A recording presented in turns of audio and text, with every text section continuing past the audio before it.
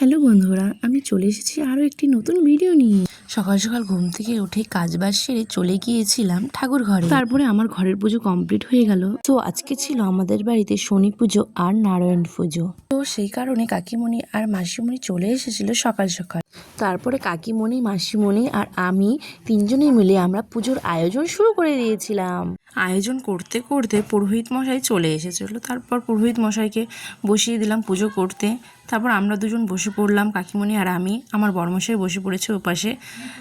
তারপর আমরা অঞ্জলি দিচ্ছি আর আমার বড়মশাই কাশ বাজাচ্ছে। আমাদের ঘরের নারায়ণ পূজা কমপ্লিট হয়ে গিয়েছে। তারপর আমরা চলে গিয়েছিলাম বাইরে।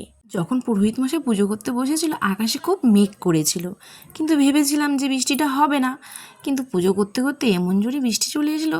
তারপর বৃষ্টিতে ভিজে ভিজে আমাদের পুজোটা কমপ্লিট হয়ে গেল। তার কিছুক্ষণের মধ্যে আমাদের বাড়িতে প্রসাদ খেতে এসেছিল সবাই। সো ভিডিওটি ভালো লাগলে লাইক কমেন্ট শেয়ার করে দিল। Bye bye.